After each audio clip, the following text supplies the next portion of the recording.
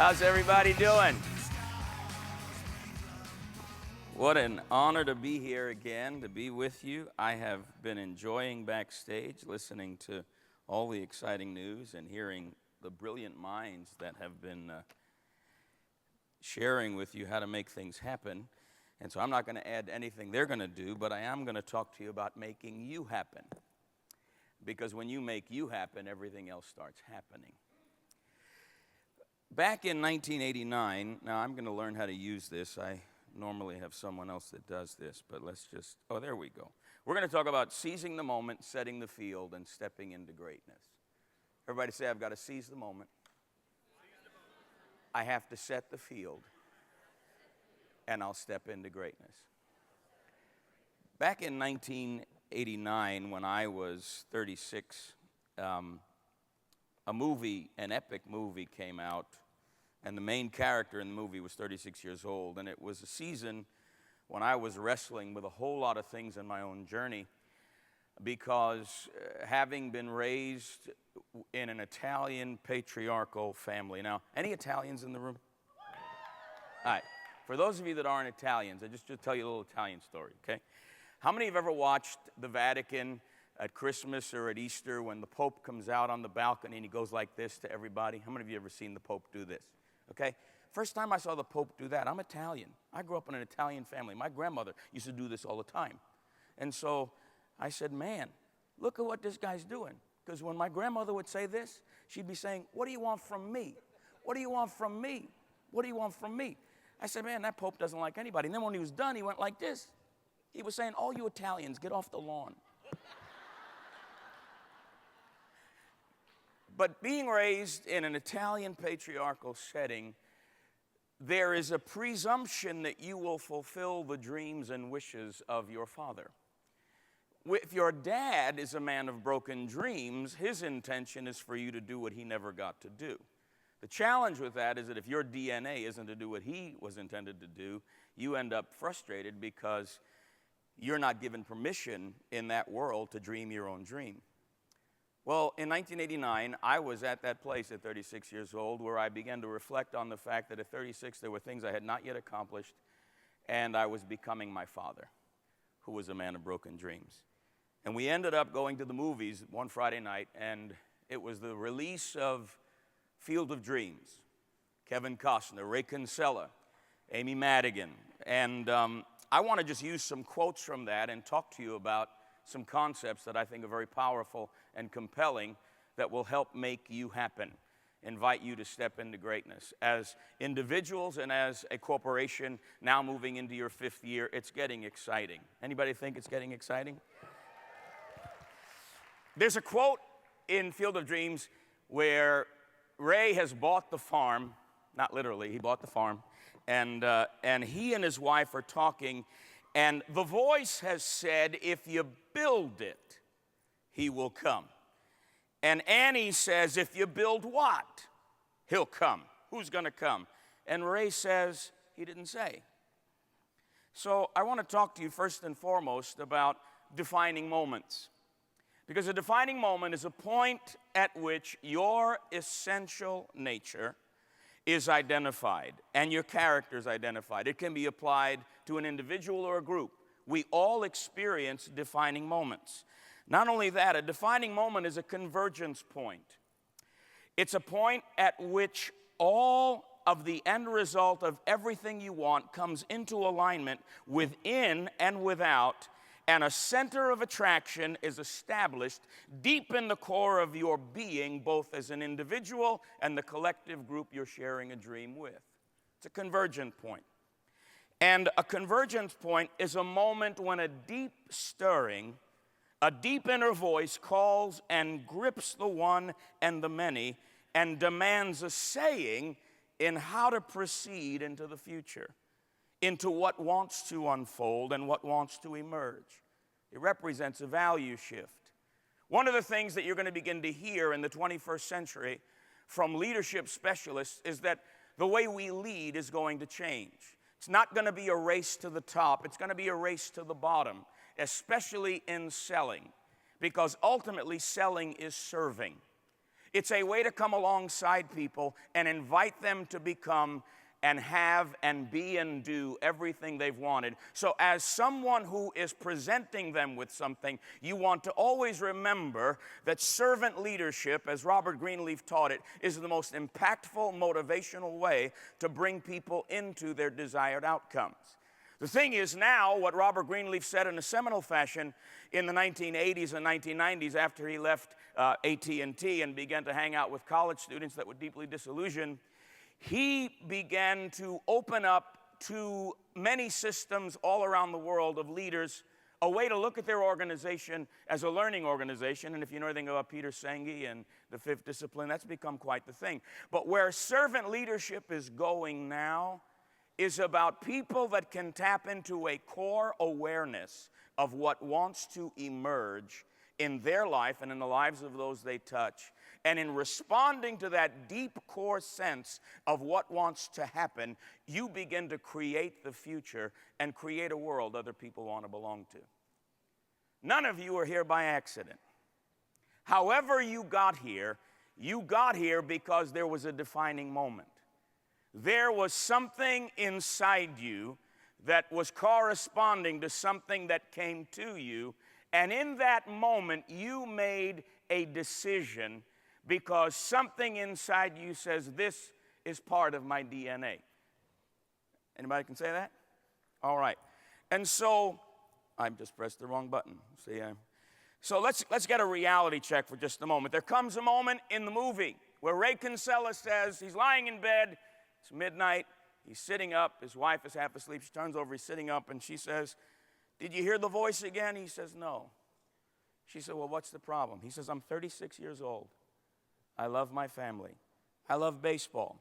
I'm about to become a farmer. But until I heard the voice, I'd never done a crazy thing in all my life. When you hear that compelling voice within you, it will invite you to go to a place you would rationally call crazy. Because that voice is going to invite you to stretch beyond the boundaries of what you think is possible and move you into a dimension of capability and capacity that you possess but have never invited yourself or given yourself permission to embrace. But that voice will stretch you beyond any other voice that you've ever heard, because it's an internal voice. Because there's a part of you at an unconscious level that knows you better than your conscious mind. And whatever is in the unconscious is in control. I'm about to prove it to you. Everybody take your right hand. Put it up to your right eyebrow. Bring it back out. Put it back down. You did not do that consciously. Let's do it again. Take your right hand. Put it out here. Touch your right eyebrow. Bring it back. Put it down. You didn't do that consciously. It would take you a long time to do that consciously. The reason is because between the tip of your third finger and your shoulder blade, there are 159 muscles. That doesn't include all the nerve endings and synapses and capillaries and cartilage that have to be motivated to do that. At an unconscious level, all those things kick in the moment you simply choose to obey what wants to happen. Y'all breathing? Have I lost you already? Where are the rainmakers? I'm showing you how to make it rain is what I'm trying to do. So here's a reality check. Ray says, I've never done a crazy thing in all of my life.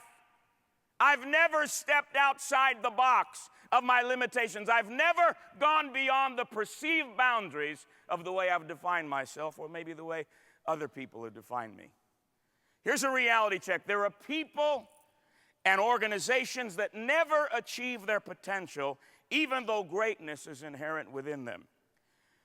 Those who have programmed themselves for self-sabotage are not even conscious that they've done so, because their self-limiting beliefs and behaviors now run so deep they're on automatic pilot.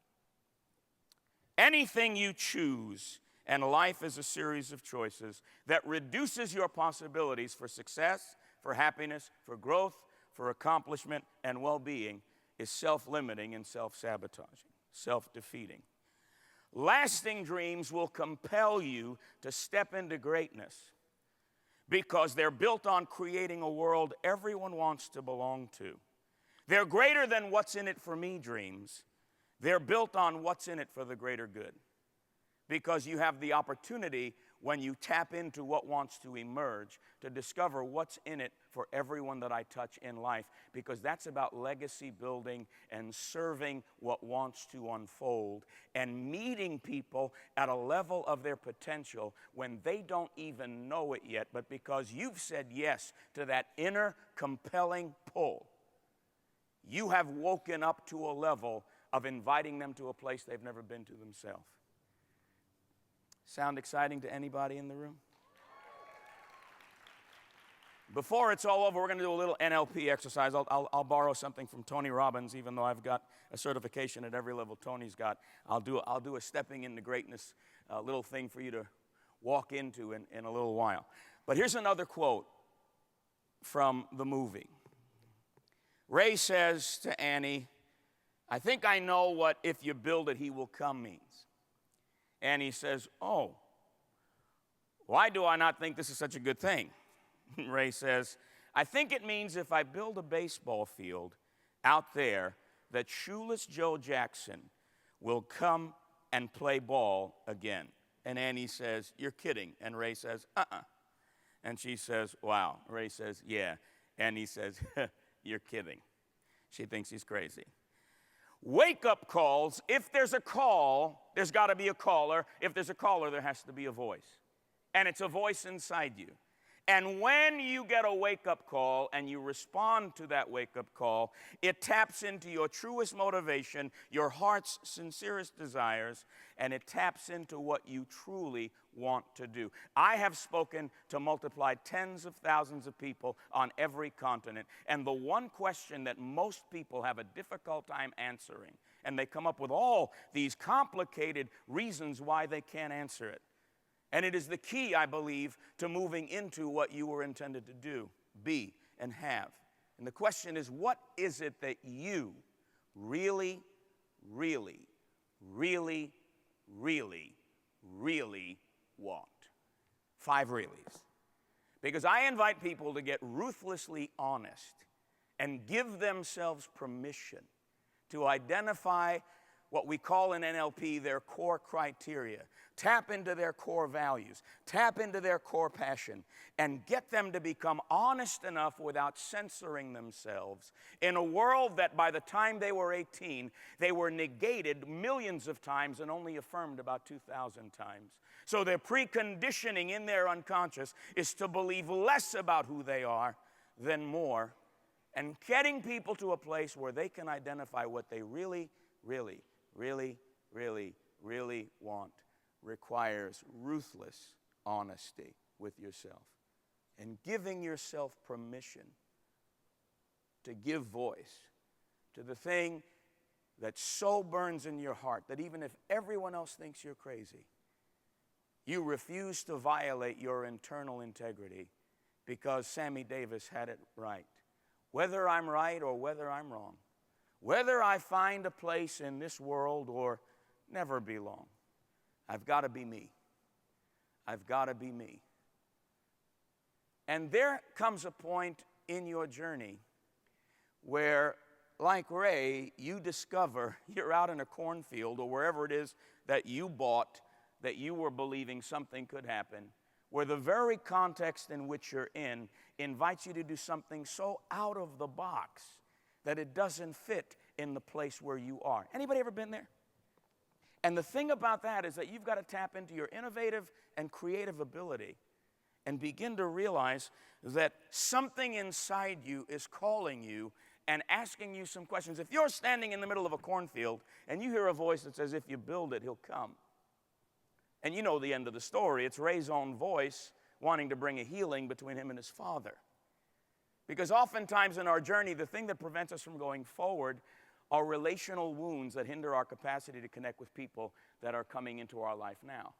So that we're constantly reacting to relational wounds instead of building relational bridges because we keep reliving our past instead of creating our future. It's quiet in here. And so wake-up calls constitute a crisis of meaning. They evoke compelling questions. Questions like, what does this mean? How come I'm here? How do I respond to this now that it's calling me? Well, it's about the powerful pull of the future.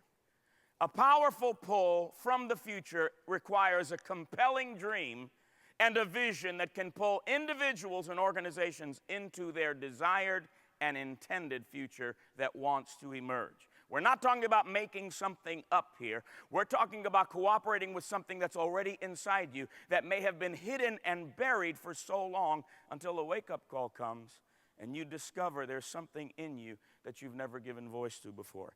It's a blueprint of the future. And that blueprint has the power to propel you with forward momentum. I'm going to say something that may sound radical, and if you're a scientist or a doctor, forgive me, I'm not. And so I'm going to take some liberties. There's no such thing as a caterpillar.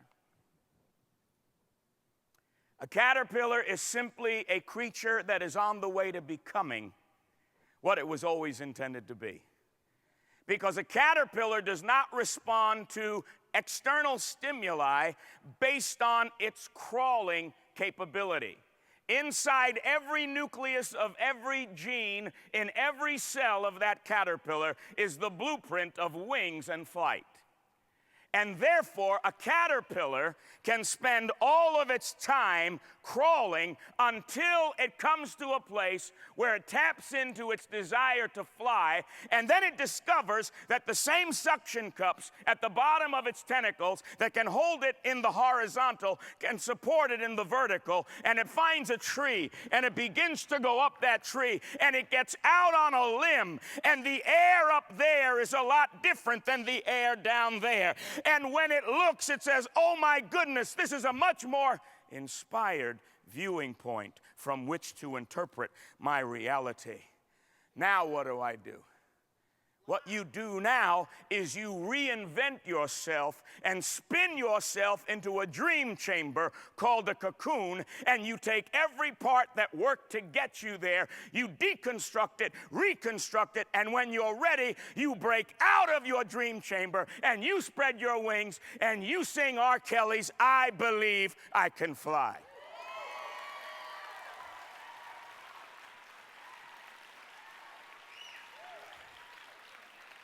Now, if in creation a caterpillar has the intention to be a butterfly and it's only an insect, what about you as a human being? What's inside you that is demanding permission to rise and grow so you can spread your wings and fly? There is greatness in you.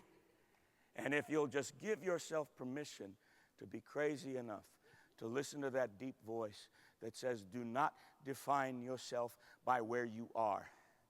Your present position is not an indication of your future potential. You are just passing through a phase on your way to becoming everything the blueprint inside you says you are, if you build it.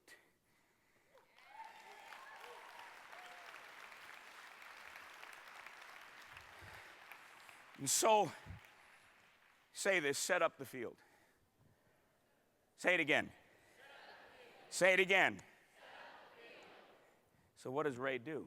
We know what Ray does. Ray builds a field. But in the process, I want you to understand something. My microphone is coming off. My apologies.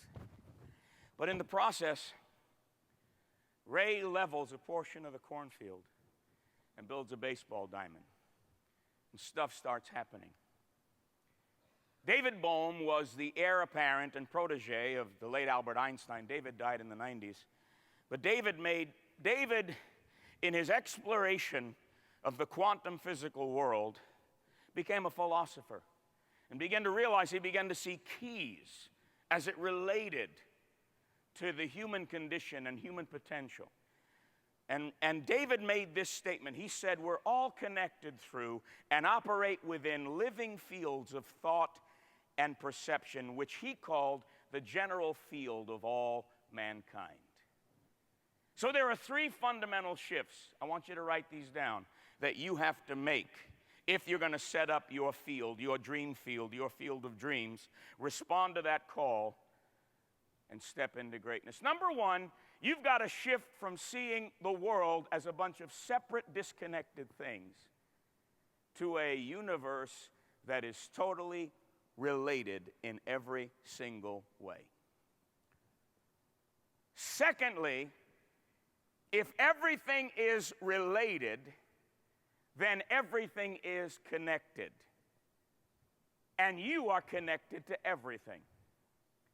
So number one, you've got to shift from seeing everything as separate to everything as connected or related and connected. And if everything's connected, then everything's related. And the third shift you have to make, and I want to ask forgiveness of all the motivational speakers like me, because I had to throw out a bunch of stuff when I began to see this. And I don't want to upset your presentations for those of you that go out, but this is really, they've proven this is true now. So I've just learned to let go of what doesn't work anymore. Commitment isn't whatever it takes. I've gone through every single seminar I've taught people over the years. Make a list of everything you've got to do to get to where you want to be. Make the list and then commit to doing everything on the list, and you'll achieve success. But that's based on everything being separate and not connected. Commitment is whatever is emerging from that deep place inside you, obey that prompting, obey that voice. Surrender to that voice, and everything that you can't do will happen simply because you said yes. Any yeses in the room? Y'all doing okay? So say, set up the field. Gravity's a field, electricity is a field. Organizations, companies, and social groups are fields. Now, we can't see the power of a field, but a field arises from systemic structures, assumptions, norms, habits, goals, and perceptions. Lifemax is a living matrix and a living system. It's not just the name of a product. It's the name of a social field of individuals that have come together collectively to move from I to we, to create something that never existed before, to create a world everyone wants to belong to, and to bring to birth something that's been waiting for its arrival on the planet through this company of people. Fields are forces of invisible, unseen connection that directly influence and structure our experience and our behavior, even though there's no obvious interaction. And while you don't see them doing anything, they're influencing everything. How many remember sixth grade science where the teacher brought in a horseshoe magnet and put it on a table and then put a piece of loose leaf paper on top of the horseshoe magnet and sprinkled iron filings over it? How many remember that? And guess what happened to the iron filings? They began to align with the magnetic field. You could not see the field when the magnet was simply put on the desk. You saw the consequences of the field when the teacher added the piece of paper and the iron filings, and all of a sudden everything that got on that paper was influenced by that magnetic field. Let's say there's 2,000 people in this room. And let's say everyone in this room is healthy, well, nobody is in a place of brokenness or disorder or dysfunction. And someone walks in, or at least we don't think anyone in here is in a place of brokenness or dysfunction. And someone walks in here well-dressed, looks like the measure of success, but they have a hidden cocaine addiction. Unless you're a cocaine addict, you wouldn't recognize the signs. But out of these 2,000 people, if one person in here is a cocaine addict, the person that walks in that nobody else knows is a cocaine addict will ultimately, in interaction, be attracted to the cocaine addict because they operate under the same influence of the same field and the same mental models that lead them to self-sabotage. So if that can happen in the negative, what can happen when a company of people move from I to we, and they begin to say, we're going to change the world as we know it because we're not powerless, we're not helpless. We have the ability to shift atmospheres, change environments, and empower people to become everything they want to be so that somebody can walk in that door that is in a place of disappointment, disillusionment, or just come into contact with 4 or 5 of you. Because fields operate at a distance. You understand that gravity operates at 50,000 feet as well as it does at 30? And right now, Lifemax is getting ready to touch a greater portion of the globe than it's ever touched before because it's a field. And somebody can walk into your atmosphere and be in such a disillusioned state, but they get around you. And when they get around you, something shifts inside them, and they start believing in who they are. They start believing in their potential. They start believing in their capability.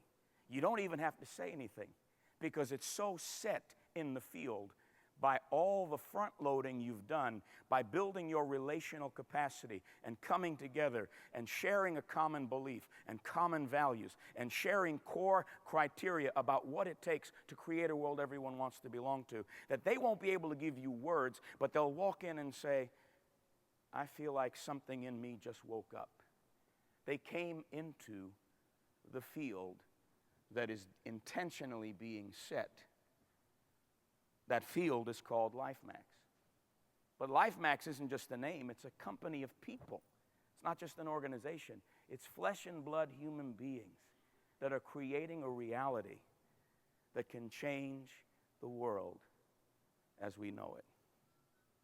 Anybody want to set the field? Because those fields determine how we operate. Well, how do you set the field? Everybody say this: affirm, affirm, affirm. Say it again. Affirm, affirm, affirm. Say declare, declare, declare. Rehearse, rehearse, rehearse. Years ago, when the Green Bay Packers were continually winning trophies, they asked the late, great Vince Lombardi, Vince, what's the secret to your success? How do you keep producing a winning team? He said, we don't treat anybody any different. We require everybody, from superstar to the guy that's performing at an average level, to rehearse the basics over and over and over and over and over and over again.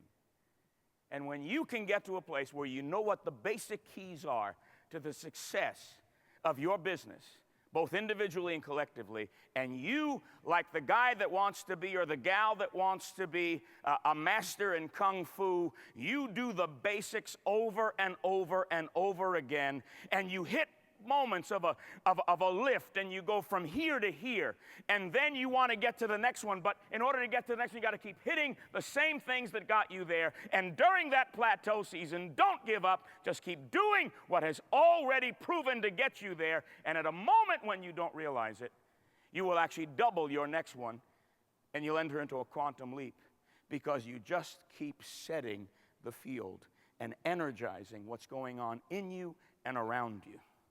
Can I take you a little further? Fields. I'm going backwards again. That's generally the story of my life. Say this: as within, so without. There's a statement I'm going to use, sounds like big words, but I'll break it down. Internal congruence leads to external convergence. Congruence is a state achieved by coming together. It's the state of agreement. The Latin word congruo means I meet together, I agree. What would it be like for you as an individual to come to a place where in a 24-hour period there was no fighting inside you and no negative voices devaluing you? What could you do if you could silence the devaluing, self-limiting voices that are constantly at your doorstep? Anybody think that it would be great to live 24 hours without one negative devaluing thought? You can get there. How many have ever wrestled with the ants? A-N-T-S, automatic negative thoughts. You don't even have to think them, they just show up. Let me tell you what you've got to do with automatic negative thoughts. Dr. Albert Ellis and Dr. Beck, Aaron Beck, great pioneers in cognitive psychology, they said you got to talk back to them. Don't just lay down and die and accept them. They're lying to you.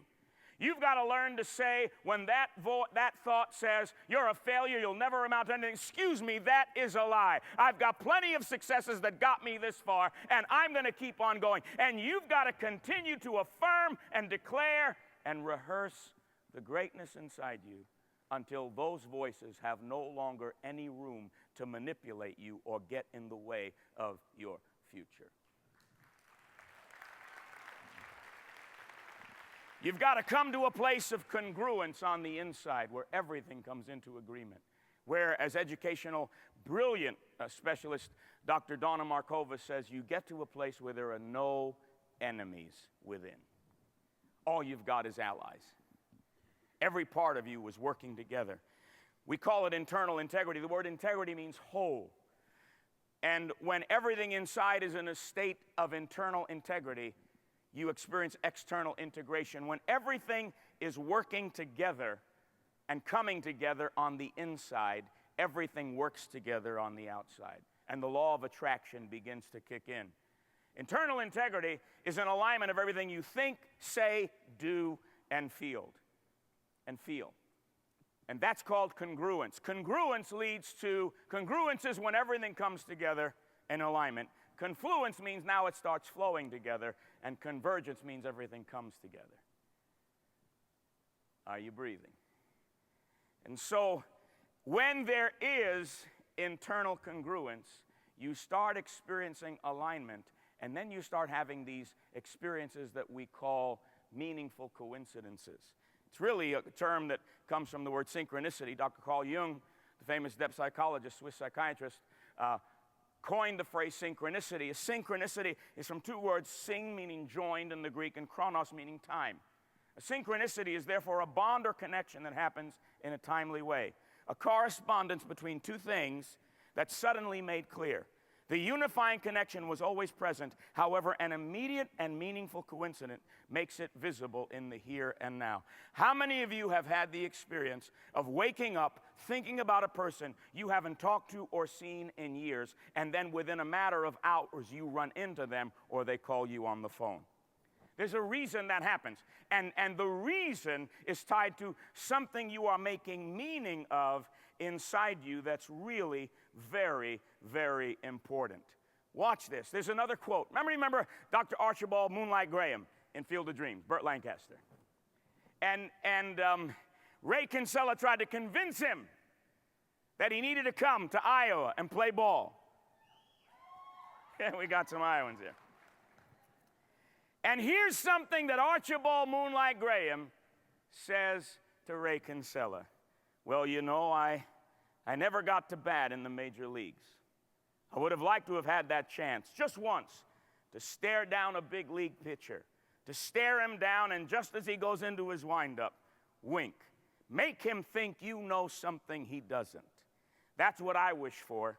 Chance to squint at a sky so blue that it hurts your eyes just to look at it, to feel the tingling in your arm as you connect with the ball, to run the bases, stretch a double into a triple, and a flop-faced first into third, wrap your arms around the bag. That's my wish, Ray Kinsella.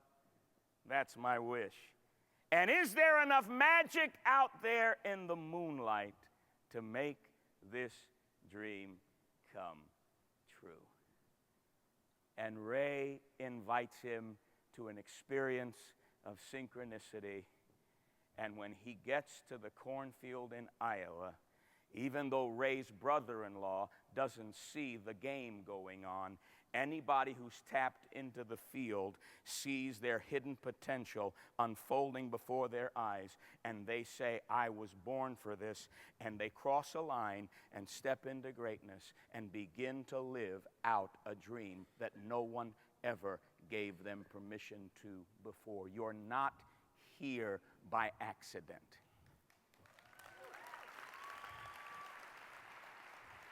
Something brought you here. Some meaningful coincidence, or maybe a cluster of them, showed up in your life when you were facing a crisis of meaning. You were wondering, what's the next step I have to take? Or maybe a chapter came to a close in your life. And when that chapter came to a close, you became goalless and didn't have a sense of what wanted to emerge. And someone showed up or called or bumped into you accidentally on purpose and began to talk to you about the opportunity in Lifemax. And you're here because your life has changed because of a series of meaningful coincidences, synchronicities that don't operate by cause and effect, because a synchronicity requires a transpersonal gift that you can't generate by your ego or self-will. It shows up at your doorstep when you're ready to receive it.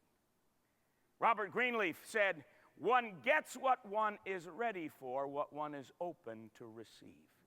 And there's got to come within your heart a continual renewal of a sense of wonder and awe about the world you live in, the people you're connected to, and the possibilities that can emerge when you come into agreement internally and start seeing things fall into alignment externally. Meaningful coincidences come when things are at a tipping point, and an individual or a core group of people recognize that destiny stands in need of them. I want you to shout this out really, really loud when I count to 3. I'm going to want you to shout out, "Destiny stands in need of me." Are you ready? Nice and loud. 1, 2, 3. Destiny stands in need of me. Say it again. Destiny stands in need of me. Say it again. Destiny stands in need of me. Say it again. Destiny stands in need of me. One more time.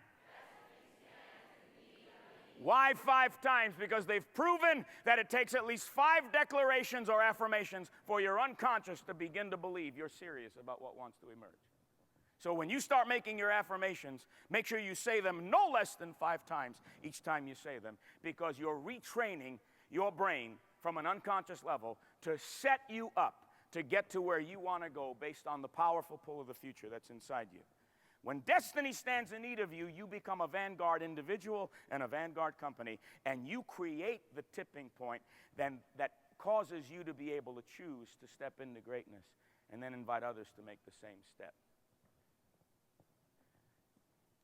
I made this quote. It's part of a book I wrote years ago, one of the darkest seasons of my life that I thought my life was over. But this quote has followed me all around the world. In the pursuit of your life purpose, there will strategically occur a defining moment in the form of a refining crisis, setting you free from a confining limitation, thus empowering you to step into greatness. I believe that defining moments are based on wake-up calls. We end up in a crisis of meaning, and we begin to say, what does this mean for me? I'm a meaning maker. Something significant just happened that corresponded to something deep in me that no one has ever touched before or fully awakened. And I finally connected with someone and something that can resonate with what my heart is passionate about. And I'm going to cross a threshold and step into greatness. Stepping into greatness requires that you have internal resources to fulfill your mission and your vision. How will I or we make a difference every single day, improving the quality of life itself? I invite you to ask yourself that question as a collective group and as individuals. Every day when you get up, ask yourself the question, how will I make a difference every single day, improving the quality of life itself? How can I and how can we work on only what really matters to everyone and not just to me? How come the world can't possibly be a great place without the work I and we are called to do? And finally, how come my work, our work, is so special, so good, and so fanatically courageous? Any takers? I'm going to read you one final quote from the movie, and then I'm going to take you through an exercise, and we're going to make some declarations. Terrence Mann, remember him? James Earl Jones? Didn't want to hear the voice.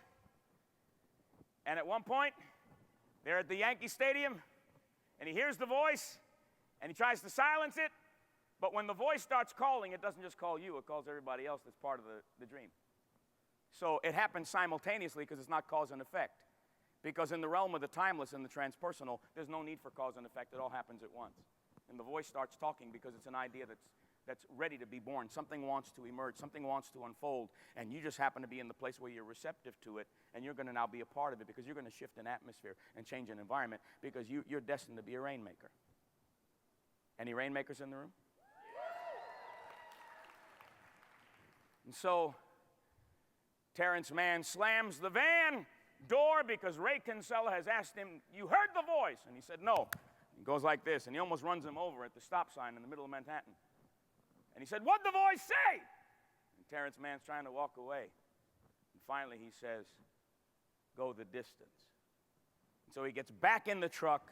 They go back to Iowa, and this once famous writer of social reform gets to connect with the one dream in America that kept America great. And at the end, when he goes over to the cornfield where those guys are all going back to heaven, he puts his hand and it disappears, and he kind of looks back at Ray and laughs. But these are the last words of Terrence Mann to Ray Kinsella in Field of Dreams. "Ray, people will come, Ray. They'll come to Iowa for reasons they can't even fathom. They'll turn up your driveway not knowing for sure why they're doing it. They'll arrive at your door as innocent as children, longing for the past. Of course, we won't mind if you look around," you'll say. "It's only $20 per person." They'll pass over the money without even thinking about it, for it is money they have and peace they lack. And they'll walk out to the bleachers, sit in shirt sleeves on a perfect afternoon. They'll find they have reserved seats somewhere along one of the baselines where they sat when they were children and cheered their heroes.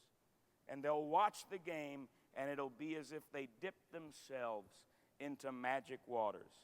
The memories will be so thick that they'll have to brush them away from their faces. People will come, Ray. The one constant through all the years, Ray, has been baseball. America has rolled by like an army of steamrollers. It's been erased like a blackboard, rebuilt and erased again, but baseball has marked the time. This field, this game, it's a part of our past, Ray. It reminds us of all that once was good and could be again. Oh, people will come, Ray. People will definitely come. Lifemax, hear me. People will come.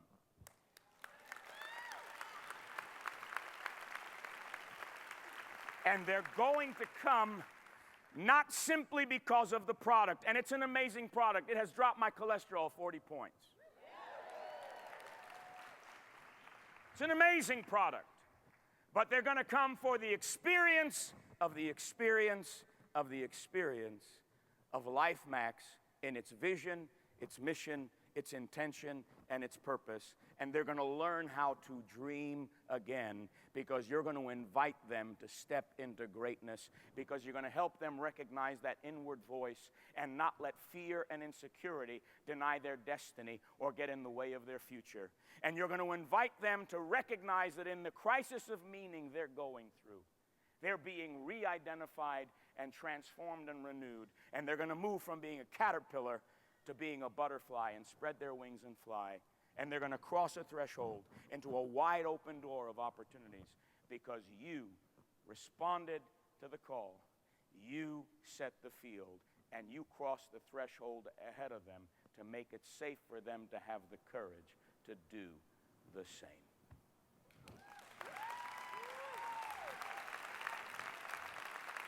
Let's stand up. Let's stand up. By the way, I've got a brand new book out there called Download Your Destiny Code, and I've got a brand new definitive series, When Your Life Plan Comes Together, where I go into detail on synchronicity and all that good stuff and internal alignment. But I want to have us make some definite affirmations as a group of people. Look at the first one. It says, I am moving from me to we. You are moving into your 5th year, and the power of one couldn't be a better theme for your conference annually than that, because something of synergy is taking place. And I want to let you know, based on all the structures that are in place and the structures that have been changed and shifted, you are poised more now than ever. We are in an economic famine, and it's going to take dreamers like you to turn the economy of the nations around. You are going to be a difference maker in the days that lie ahead, and you've got to dream big. Say it with me. I'm moving from me to we. We can do more together than we can alone. We're grounded, tranquil, and rooted in love. We support one another.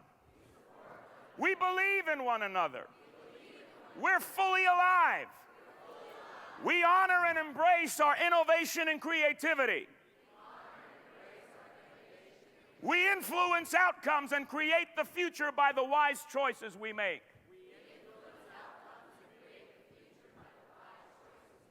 We operate in our grand and vital design. We have open minds. We have open hearts. We have open wills. We have open eyes. We see clearly what wants to emerge in the future. We listen deeply to each other and to those we're reaching. We listen with discernment and goodwill. We listen with empathy. We listen with our whole being. We see possibility where others see problems. We see a way when others see no way. We see the treasures hidden in the challenges we face. We see what can be in spite of what is. We change atmospheres by our signature presence. We shift environments by our outlook. We set fields by our intentions. We make a difference. We step into greatness congruently, consistently, and continually. Now, I need you to do one thing, and then you're going to shout. I need you to find room somewhere where a table's not in your way. Spread out. Find some place to spread out.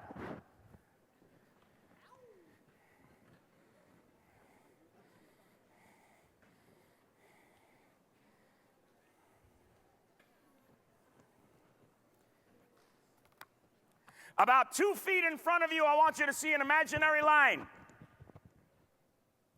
And that line is the threshold between where you are and the greatness that awaits you. And I want you to dare, when I count to 3, to step over that line.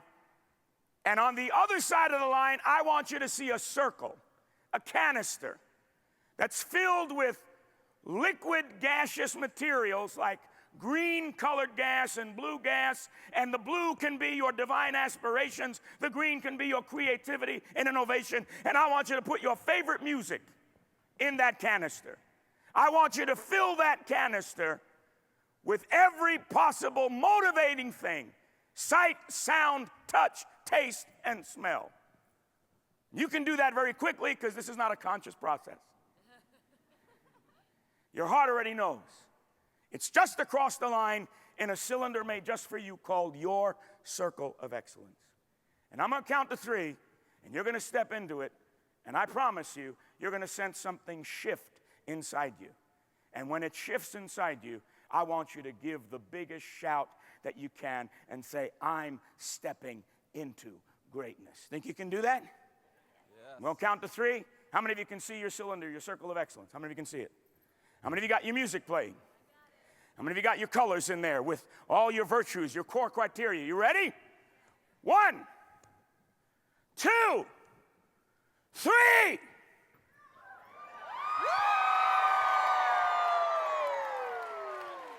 Say, I'm stepping into. Love you.